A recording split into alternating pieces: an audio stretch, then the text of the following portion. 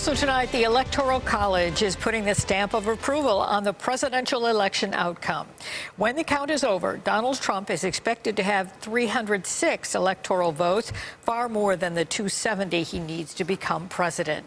And here in New York State, 29 electors cast their ballots for Hillary Clinton in Albany this afternoon. Electors included Governor Andrew Cuomo and Buffalo Mayor Byron Brown. News 4's Jen Shantz has been looking into how this process came to be. Jen? Well, Jackie, a lot of voters don't really understand why the Electoral College exists or really how it works. This election cycle, social media has helped create a buzz that it could actually change the outcome of an election. I want to start by saying theoretically that could happen, but in this case, very, very unlikely. To learn more about why presidential electors are so important, I spoke with the dean of UB's law school.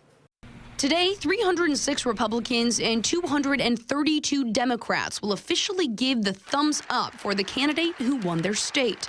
Those 538 political notables make up the Electoral College. It is the result of a compromise. As dean of UB's law school, James Gardner explains, the framers of the Constitution had to please 13 colonies who often weren't in agreement. In order to convince the small states to join the big states, some concessions were made. One is the Senate, which gives small states the same power as big states, and another is the Electoral College, in which small states have a slight advantage. That's because each state gets at least 3 electoral votes. In close races, small states can end up being even more vital to an election. Bluntly, the Founding Fathers didn't want average American voters deciding who gets to run the country. The Electoral College is their safeguard. That's how President-elect Donald Trump was able to win the election without the popular vote.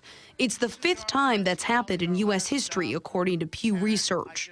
In the old days, often states would print on the ballot the names of the electors that you were voting for. In theory, an elector could go rogue, but that's very rare, and frankly, Gardner says, isn't going to happen. For an elector to defect would require them really to set aside a whole century or more of conventions about what the proper role of electors is. The few electors who have threatened to go against their party and not vote for Donald Trump cited Russian hacking's impact on the election as their reason, but so far there haven't been any signs of major upsets. Live in the studio, Jen Shantz, News 4 at 5.